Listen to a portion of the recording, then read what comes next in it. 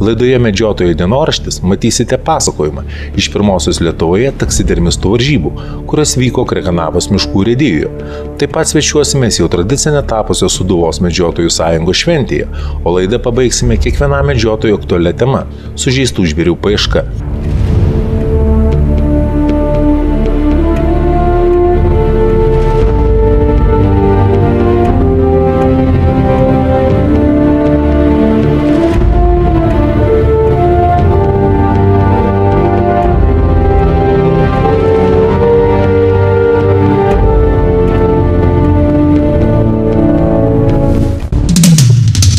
Laidą pristato įmonė Švaros greitis, kad pasiektų medžioklę. Rėmėjas Krekenavos mėsos gaminiai be konservantų, pagaminti nenaudojant raidėmis žymimų priedų. Randamės Krekenavos girininkijoje ir šiandien vyksta taksidermistų Lietuvos pirmosios varžybos, kaip jas pavadino Kęstutis Bybartas, kurio iniciatyva čia visi ir susirinko. Visgi 21 amžius jau įtapnojo, žiūrėkit, 10 metų.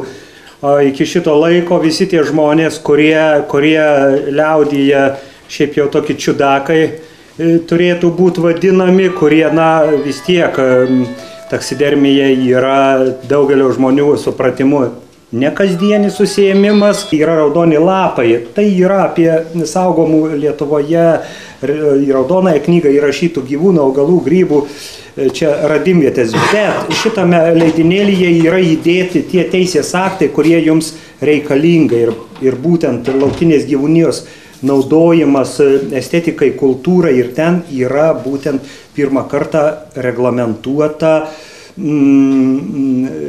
taksidermija. Visa gyvūno paėmimas, įforminimas. Lietuvoje visi gyvūnai yra saugomi. Prasme, nėra tokio, kurį gali nueiti, pasiimti ir kažką su juo daryti. Oficialumas turi būti žmogus užregistruotas, turi būti, jeigu gyvūnas pakliuvo, yra nustatyta tvarka, kaip jį užregistruoji. Tiesiog neturėtų būti, man atrodo, kad baigėsi tie laikai, kada kas nors galvotų, kad galima pasiėmus šautuvą važiuoti medžiagos savo kažkokiai veiklai. Jeigu dar kas nors taip galvoja, tai aš tikrai manyčiau, kad reikia tą mąstyseną keisti, nes šiandien mes nusiteikę labai žiauriai. Jeigu gyvūnas yra raudonojoje knygoje, jeigu sąrašuose, jis gali būti jūsų studijoje ar jūsų dirbtuvėje tik tai kartu su dokumentais. Dabar bus kita tokia registracijos tvarka, kokia yra ir Europoje. Atkeliavęs gyvūnėlis, paukštis, negyvas, jis iš karto gauna numerį. Ir tas numeris jį lydi, kol jis bus pastatytas ten dulkėti. Ar jūs toliau savo veiklą tęsite kaip nors kažkokią tai susivienysit, ar tik tai sumušėt leteną, susipažinot visi ir toliau būsite tik tai pažįstami. Tačiau manau, kad tai, kad dabar su zoologijos muziejumi reikės draugauti ir savo veiklą derinti, tai tiesiog ir kasmet teikti apie savo, žodžiu, čia apie Lietuvos gyvūniją, kas, žodžiu, paimta iš gamtos, kas pakliuvo. Aš suprantu, galbūt jums atrodo, kad tai galbūt problematiška, aš tame nematau, tai praktiškai nieko nesikeis jūsų veikloje. Bet žmogus, leiskim, aš irgi pats nematęs nei kartų lūšies asmeniškai gyvos. Važiuodamas randu lūšį, kaip medžiotojas man aišku įdomu ir aš čia noriu, kaip sakyti, iš jos pasidaryti iškamšą. Medžiotojas, tai jums atsakymas yra, jūs tiesiog esat tiek sąmoningas, kad jūs tikrai nuvežat į agentūrą arba į zoologijos muziejų ir pasakot, mielieji, aš radau, prašau į fondus. Noriu dar pakalbinti vieną parodos dalyvį Ramūną Keraitį, mano bendravardį, aš irgi Ramūnas. Ramūnai, papasakok, pats sakėjau 21 metai. Dirbi muziejui. Matęs daug visko. Dar seniau darai. Visko matęs, viską žinai. Gali trumpai papasakoti žiūrovom, kaip iškamšos daromos, kaip jos prižiūrimos, bendra jų galbūt vertinimą mes gal dar dėsėje pašnekinsim, kaip kas ir ką. Jeigu taip žiūrovų vis tiek bus įdomu paklausyti, kaip tas būtent sumedžiotas žvėris atgimsta jūsų rankose. Jis vėl tampa kaip gyvas. Nu, čia viską papasakot neužtektų ir savaitės laidos.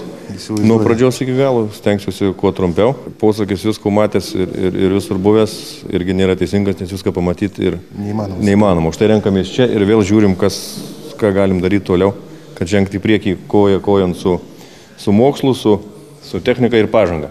Sakykime, kaip pavyzdį, imkim lapę, kurią žino visi Lietuvoje. Anksčiau jie darydavo ant tikros kaukolės, būdavo ten vyniojamos pakulos ar ne, be klijų ir taip toliau. Dabar viskas daroma ant manekenų. Čia putoplastas yra taip, putų polistirolas, viena iš atmainų. Dantys eina dirbtiniai, ausų forma, būtinai, norint lapę padaryti gerą, tikslę, o lapės ausys portretė užima nemažai vietos. Taip. Patys įsivaizduoti. Va, tai reikia eilės sudėdamųjų dalių, kad ją padaryti tvarkingai. Ir kiekvieną šitą reikia gaminti vėlgi atskirai, sugaišti laiko. Už tai dargi prie to pačio, pasakysiu, už tai ir ta padarimo kaina pasidaro žymiai didesnį, darant ją tvarkingai, kaip reikia. Bet automatiškai ta iškamša ir stovi daug ilgiau, nes vėlgi stirnai, kaip aš pradėjau daryti, dar sovietiniais laikais, vadinkim, tai būdavo pakolos viduj, čia formuojama plastalinas, ant tikros kaukolės. Dabar kaukolės lieka tik tai gabaliukas, kur tvirtinasi ragai. Visa kita yra putų polistirolas, šiuo atveju, sakykime.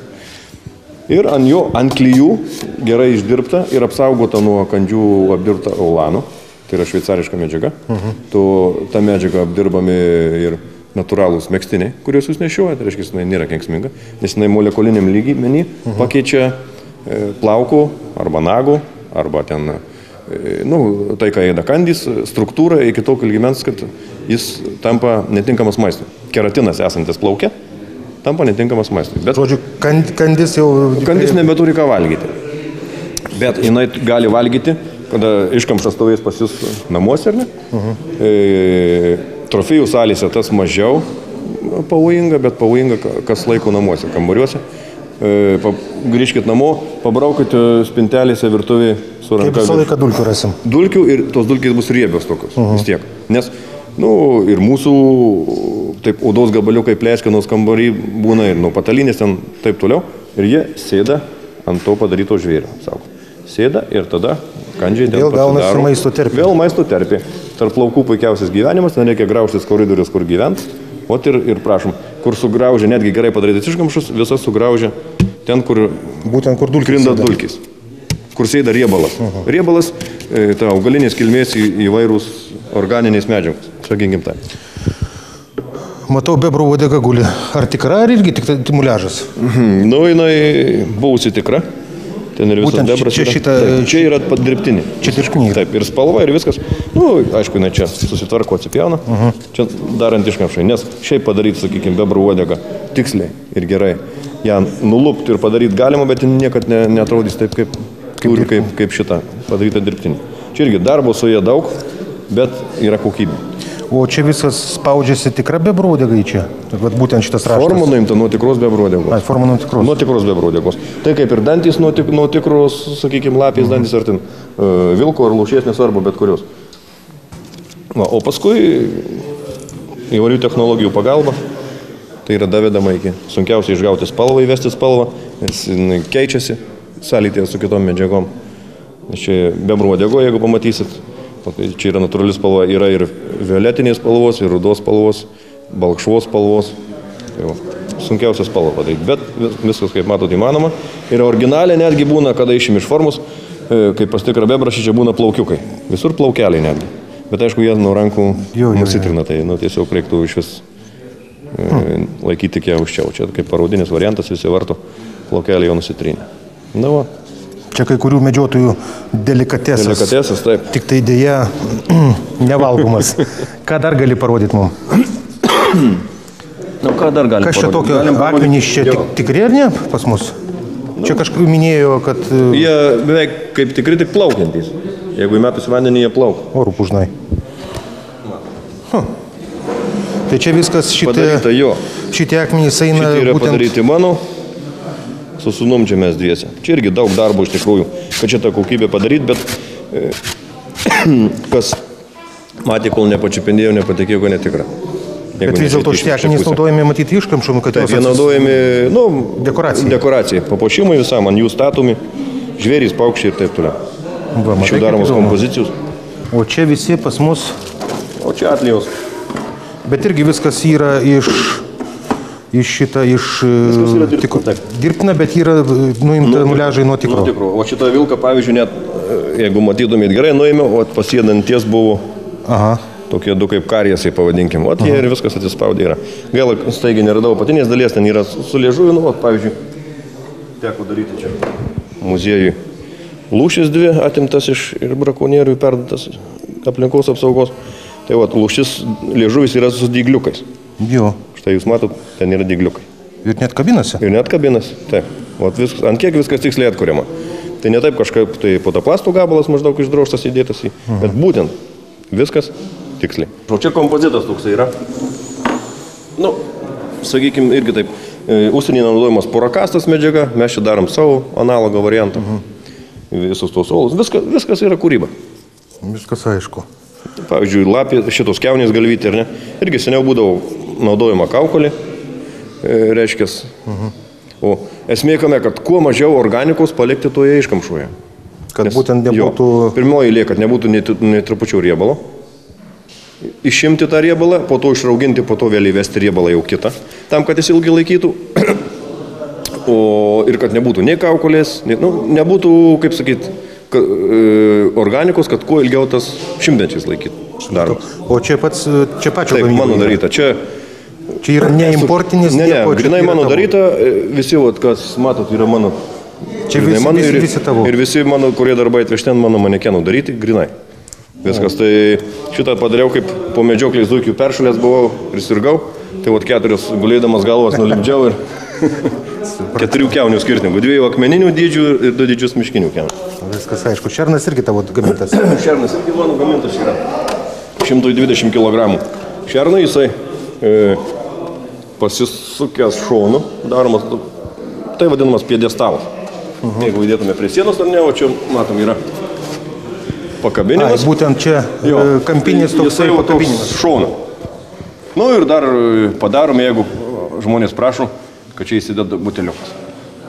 Reiškia, namuose gali sėdėti, paslėpę, nesimato visiškai, užėjau draugas, žmona vaikščiojo aplinkų ir net neįtarė, kad čia gali, reiškia, pasivaišinti jo.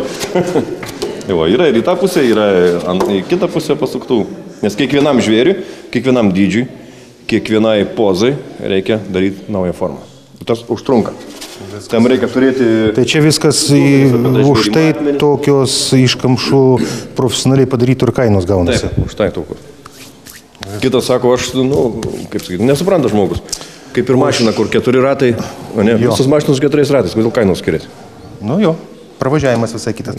Tai dabar jau pats matau, tikriausiai konkuruosi su importiniam iškamšom, būtent manekenais. Nes, kiek žinau, tai vežasi šitas iš užsienio jau tokias daug kas vežasi, bet vėlgi yra, daug kas sako, aš medžiotojų irgi.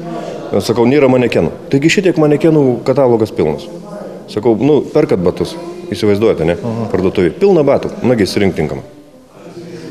Nes turi lipyti profesionalas pagal išmėras. Vienas dalykas nulipyti bronzinį žvėrį kažkur tai prie fontano, ne, kuris bus panašus. Kitas dalykas, užtem kailį. Viskas sustatyk į vietas. Taip, kad visur turi būti išmatavimai. Jo. Ačiū Ramūnai už labai tikrai įdomų pasakojimą. Manau, žiūrovam dabar susidarys tikras vaizdas, iš ko tos iškamšos daromos ir kaip jos padaromos.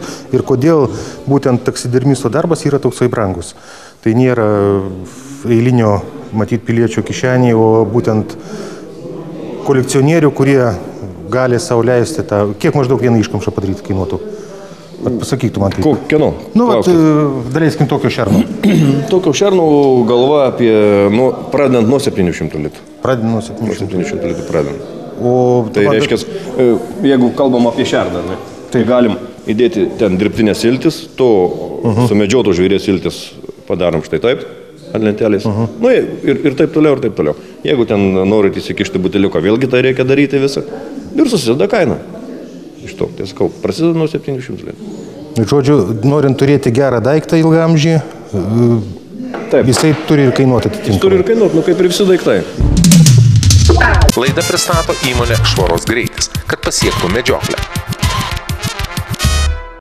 Rėmėjas Krekenavos mėsos gaminiai be konservantų, pagaminti nenaudojant raidėmis žymimų priedų. Sveiki, gerbėjai. Šiandien lankomės Marijampolėje, kur vyksta miesto dienos ir tuo pačiu prasidėjo 11-oji Medžiotojų sąjungos Sūduva šventė medžiotojų. Pabandysim parodyti jums, ką vyrai pasiruošė, kaip vyrai pasiruošė, sužinosim vakarykščių šaudymo rezultatus, galbūt pakalbinsim ir svečius. Žodžiu, pasistengsim parodyti, kas įdomiausia.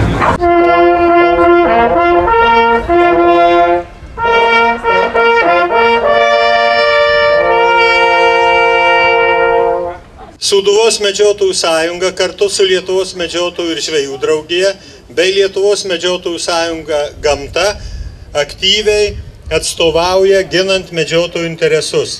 Kartu kuriame ir medžioklės tradicijas. Kai visi žinote, turime vėliavą, ženkliuką, emblemą, Sūduvos medžiotojų maršą ir